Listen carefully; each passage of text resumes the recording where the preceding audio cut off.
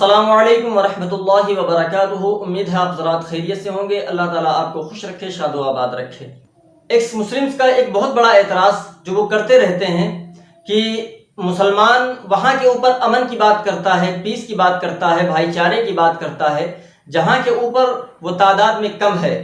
अगर मुसलमान तादाद में बढ़ जाए और मुसलमान अगर जो है कि ज़्यादा हो जाए तो वहाँ के ऊपर फिर वो गैर मुस्लिमों के ऊपर जुल्म करता है। जो वहाँ के ऊपर गैर मुस्लिम होते हैं, जो ज़िम्मी होते हैं, उनके ऊपर जुल्म किया जाता है, उन्हें मजहब इस्लाम के अंदर दाखिल किया जाता है, उन्हें कन्वर्ट किया जाता है। चाहे एक्स मुस्लिम साहिल हो, चाहे एडम सीकर हो, चाहे सचवाला हो, चाहे एक्स मुस्लिम समीर हो, चाहे जितने भी एक्स मुस्लिम हो,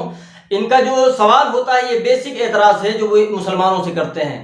और उसके ऊपर जब वो दलील देते हैं तो दलील के तौर के ऊपर हंसी भी आती है कि वो मुल्कों का नाम लेते हैं कि देखो फला मुल्क के अंदर ये हो रहा है, फला मुल्क के अंदर ये हो रहा है। इन जाहिलों को ये बात नहीं पता है कि अगर आप इस्लाम के मुताल्लिक कोई बात कह रहे हैं तो आपको जो हवाला देना पड़ेगा वो कुरान और हदीस से देना पड़ेगा। यानी आप कुरान और हदीस से पेश करें कि जहाँ के ऊपर ये लिखा हो कि जब मुसलमान तादाद में ज़्यादा हो जाएं तो वो दूसरों को कत्ल कर दें, उनको ज़बरदस्ती इस्लाम की तरफ लेके आए। तारीख में कोई ऐसा वाक़या मिलता हो, मैं आपको बताता हूँ कि इसकी हकीकत क्या है। उससे पहले आप एडम सीकर की ये एक क्लिप सुन लें जिसमें वो शख्स कहता है कि इंडिया के अंदर भी अगर मुसलमान ताकत में आ जाएं या मुसलमान जो है कि ज़्यादा हो जाएं तो वहाँ के ऊपर क्या सूरत बनेगी, वो इनकी जहनियत इससे पता चलेगी। और फिर उसके बाद एडम सीकर का हम जवाब देते हैं। मुसलमान अगर ताकत में आ जाएगा इंडिया में भी तो इंडिया में भी टट्टी टट्टी कर देगा हर नॉन मुस्लिम पाकिस्तान में जैसे पाकिस्तान में की हुई है। तो जनाब एडम सीकर साहब, आपने जो ये बात कही है ये बिल्कुल बेबुनियाद बात है। और उसकी वजह क्या है कि मजहब इस्लाम इस बात में सख्ती के साथ जो गैर मुस्लिम हजरात इस्लामी रियासत के अंदर रहते हैं उनके क्या हुकूक हैं मजहब इस्लाम के अंदर, और मजहब इस्लाम उनके बारे में क्या बयान फरमाता है, पहले जाके उसका मुताला करो जाके, फिर उसके बाद आके यहाँ के ऊपर ज्ञान पे लो। कुरान ने वाज़ेह तौर के ऊपर बयान फरमा दिया, ला इकराह फिद्दीन क़द तबय्यन रुश्द मिनल गय फमन यकफुर बित्तागूत व युमिन बिल्लाह। यानी दीन के मामले में कोई जोर जबरदस्ती नहीं है। यानी ऐसा नहीं है कि आप किसी को जबरदस्ती किसी के ऊपर आप इस्लाम थोप दें। अगर कोई शख्स ऐसी हरकत कर रहा है तो उसे आप उस शख्स का जाती मामला समझेंगे। मिसाल के तौर पर हिंदुस्तान के अंदर अगर कोई शख्स जय श्री राम का नारा लगा के किसी को कत्ल कर दे रहा है तो ये उसका जाती मामला है। हम ये नहीं कहेंगे कि हिंदुइज्म के अंदर या हिंदू मजहब के अंदर इस तरह की तालीम दी गई है, नहीं, बल्कि ये उसका जाती मामला है। तो कुरान ने वाज़ेह तौर पे बयान फरमा दिया कि दीन के मामले में कोई जबरदस्ती नहीं है। हमने हिदायत और गुमराही दोनों को बिल्कुल वाज़ेह कर दिया है। अब जिसकी मर्जी हो वो हिदायत को चुन ले, जिसकी मर्जी हो गुमराही को चुन ले।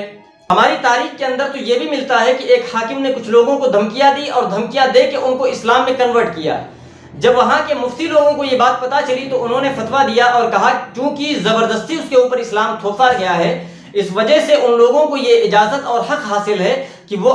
वापस अपने मजहब के अंदर जा सकते हैं। जब ये मामला काजी के सामने पहुंचा तो काजी ने ये फैसला किया, जज ने ये फैसला किया इस्लामी रियासत के अंदर कि उनके ऊपर ज़बरदस्ती की गई है, इस वजह से उनको हक हासिल है कि वो वापस अपने मजहब के अंदर चले जाएं। मामला ये होता है कि इस्लामी रियासत के अंदर जो हमारे गैर मुस्लिम भाई होते हैं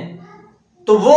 अगर इस्लाम ये इस चीज़ का हुक्म देता होता कि जहाँ के ऊपर मुसलमानों की रियासत है या इस्लामी रियासत है वहाँ के ऊपर गैर मुस्लिम उन्हें कत्ल कर दो, तो आज भी आप देखें जाके सऊदी अरब वगैरह में यहूदी भी रह रहे हैं, ईसाई भी रह रहे हैं, कितनों को कत्ल किया है सऊदी ने। मजहब इस्लाम का एक उसूल है कि इस्लामी रियासत अगर कायम है तो इस्लामी रियासत के अंदर जो गैर मुस्लिम हजरात हैं वो या तो मुआहिद कहलाएंगे, यानी ऐसे जिनका एक मुआहदा होता है मुसलमानों के साथ, या जिम्मी कहलाते हैं, यानी वो मुसलमानों के जिम्मे करम के ऊपर होते हैं। यानी मुआहिद होते हैं, उनका मुआहदा होता है मुसलमानों के साथ कि वो उनकी जान माल की हिफाजत करेंगे और वो उसके बदले में इस्लामी हुकूमत के अंदर, इस्लामी रियासत के अंदर जिस तरह से मुसलमान अमन चैन सुकून के साथ रहते हैं उसी तरीके से हम भी रहेंगे। उनकी जान माल, उनकी इबादत गाहों की हिफाजत की जिम्मेदारी ये इस्लामी रियासत की होती है, इस्लामी हुकूमत की होती है। और जितनी सख्ती के साथ मजहब इस्लाम के अंदर रसूलुल्लाह सल्लल्लाहु अलैहि वसल्लम ने जो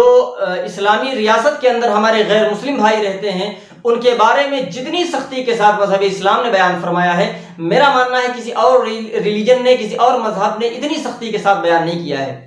ताजदार कायनात सल्लल्लाहु अलैहि वसल्लम के फरामीन क्या है इसके मुतालिक, तो एक्स मुस्लिम जो लोग हैं उनसे गुजारिश है कि आप इतनी हदीसें बयान करते हैं, इन हदीसों को क्यों नहीं बयान करते हैं? ये भी तो हदीसें बुखारी मुस्लिम की ही हैं। آپ انہیں بھی بیان کریں، لیکن آپ اگر انہیں بیان کریں گے تو آپ کا پردہ فاش ہو جائے گا۔ جو ہمارے غیر مسلم بھائی آپ کی بھولی چکنی چپڑی باتوں کے اندر آ کے آپ کی باتیں سن رہے ہیں، وہ سمجھ جائیں گے کہ یہ ہاتھی کے دانت کھانے کے الگ ہیں، دکھانے کے الگ ہیں۔ میں چند حدیثیں آپ کے سامنے رکھتا ہوں، ہمارے غیر مسلم بھائی نے غور سے سنے، جن کا یہ اعتراض ہے کہ اسلامی ریاست میں غیر مسلموں کو کنورٹ کرنے کا حکم ہے اسلام کے اندر۔ آپ ان حدیثوں کو سنیں۔ تاجدار کائنات صلی اللہ علیہ وسلم نے ارشاد فرمایا، یاد رکھو جس شخص نے کسی معاہد یعنی غیر مسلم باشندے پر کوئی ظلم کیا یا اس کی بے عزتی کی یا اس کی طاقت سے زیادہ اس کو کسی بات کا مکلف بنایا، یعنی اس کے اندر جو طاقت تھی اس سے زیادہ اس کے اوپر کام دے دیا، تو فرماتے ہیں تاجدار کائنات صلی اللہ علیہ وسلم کہ قیامت کے دن میں اس کے خلاف وکالت کروں گا، یعنی اللہ کے حضور جب میں حاضر ہوں گا تو قیامت کے دن میں اس کے خلاف جو ہے کہ جو مسلمان جس نے ظلم کیا ہوگا کسی غیر مسلم کے اوپر اسلامی ریاست کے اندر، تو میں اس غیر مسلم کی طرف سے رہوں گا، اس کے لیے وکالت کروں گا اور اس کے خلاف جاؤں گا اللہ کے حضور۔ آپ اندازہ لگائیں کہ رسول اللہ صلی اللہ علیہ وسلم کا یہ فرمان کتنی اہمیت رکھتا ہے۔ اس کے بعد ایک اور بڑی سخت حدیث آپ سنیں، نبی کونین صلی اللہ علیہ وسلم نے فرمایا، جو شخص کسی معاہد کو یعنی جو غیر مسلم کوئی وعدہ کر کے معاہدہ کر کے رہ رہا ہو اسلامی ریاست کے اندر، فرماتے ہیں کہ اگر اس کو ناحق قتل کر دیا اللہ نے اس کے اوپر جنت کو حرام کر دیا ہے۔ یہ حدیثیں کب سناؤ گے؟ اس کے آگے ایک حدیث اور سنیں، نبی کونین صلی اللہ علیہ وسلم نے فرمایا کہ جو شخص کسی معاہد کو قتل کرے یعنی کسی غیر مسلم کو قتل کر دے اسلامی ریاست میں، وہ جنت کی خوشبو بھی نہ سونگھ سکے گا، جبکہ اس کی خوشبو 40 سال کی مسافت سے بھی محسوس کی جا سکتی ہے، یعنی اتنی زیادہ خوشبو ہوگی کہ اگر 40 سال کی دوری بھی ہے تب بھی کو سونگا جا سکتا ہے۔ لیکن وہ شخص جس نے کسی اسلامی حکومت کے اندر اسلامی پاور میں آ کے کسی غیر مسلم بھائی کو ناحق قتل کر دیا ہے تو وہ جنت کی خوشبو بھی سونگ نہیں پائے گا۔ اس کے بعد آپ تاریخ اٹھا کے دیکھیں، جب حضرت فاروق اعظم رضی اللہ تعالی عنہ کا دور تھا اور ان کا دور جب بہت وسیع ہو گیا تھا، تو وہاں کے اوپر بصرہ سے ایک قافلہ آیا، بصرہ سے ایک وفد آیا، ایک ڈیلیگیشن آیا، تو وہاں آنے کے بعد حضرت عمر فاروق رضی اللہ تعالی عنہ نے ان سے خود پوچھا کہ وہاں کے اوپر ایسا تو نہیں ہے کہ غیر مسلم جو بھائی ہیں ان کے اوپر مسلمان کوئی زیادتی کرتے ہوں، کوئی ظلم کرتے ہوں؟ تو وہ بصرہ کا جو وفد آیا تھا انہوں نے کہا نہیں، بلکہ جہاں تک ہم جانتے ہیں تو ہمیں معلوم ہے کہ وہاں کے اوپر جو مسلمان ہیں وہ غیر مسلموں کو ان کے حقوق دیتے ہیں۔ اس کے بعد آپ دیکھیں حضرت فاروق اعظم رضی اللہ تعالی عنہ نے اپنی شہادت سے پہلے جو وصیت کی تھی دوسرا خلیفہ مقرر کرنے کے لیے، تو فاروق اعظم رضی اللہ تعالی عنہ نے جو وصیت کی تھی اس وصیت کے اندر آپ نے ایک چیز یہ بھی بیان فرمائی تھی کہ سنو، جو ہمارے غیر مسلم بھائی ہیں جو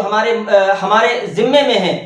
جن کی ذمہ داری اللہ اور اس کے رسول نے ہمیں دی ہے، یاد رکھو کہ ان کے اوپر کبھی بھی کوئی بھی زیادتی نہیں ہونی چاہیے اسلامی حکومت میں، اور اگر ان کے لیے تمہیں جنگ بھی کرنی پڑے تو تم جا کے جنگ بھی کرنا جا کے، اور ان کے اوپر اتنا بوجھ نہ ڈالا جائے جس کی وہ طاقت نہ رکھتے ہوں، یعنی اتنا ہی بوجھ ڈالا جائے جتنی ان کے اندر طاقت ہو، اس سے زیادہ انہیں کام نہ دیا جائے۔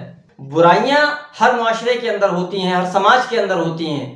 آپ ان کو کسی دھرم کے اوپر اپلائی نہیں کر سکتے ہیں۔ آپ کو اگر بات دھرم کی کرنی ہے تو آپ کو اس کا جو اسکرپچر ہوتا ہے، جو قرآن و حدیث ہے، جو اس کے ماخذ ہیں، جہاں سے دین آتا ہے، قرآن و حدیث ہے، آپ ان سے نکال کے لائیں جہاں کے اوپر، اور جن آیتوں کے اندر جو آیتیں کوٹ کی جاتی ہیں کہ مشرکین کو جہاں پاؤ قتل کرو، تو یہ صرف اور صرف میرے بھائیوں آپ کو گمراہ کیا جا رہا ہے۔ یہ وہ آیتیں ہیں جن آیتوں کے اندر ان کو قتل کرنے کی بات کی گئی ہے جہاں کے اوپر جن سے معاہدہ کیا گیا تھا، اور جب انہوں نے معاہدہ توڑ دیا اس کے بعد ان سے کہا گیا کہ اب ان کو جہاں پاؤ قتل کر دو، کیونکہ انہوں نے معاہدہ وہ جو ڈیل تھی وہ توڑ دی ہوئی ہے۔ اس کے اوپر کبھی ڈیٹیل میں ویڈیو بناؤں گا، تو برائے مہربانی آپ سے گزارش ہے کہ یہ ایکس مسلمز کے دھوکے میں نہ آئیں، اس کو سمجھیں، اللہ کے واسطے نفرتیں نہ پیدا کریں اپنے دلوں کے اندر۔ امید ہے کہ پوری وضاحت کے ساتھ میں نے یہ معاملہ کلیئر کر دیا ہے۔ اس کے بعد ملتے ہیں نئی ویڈیو میں، تب تک کے لیے اللہ حافظ۔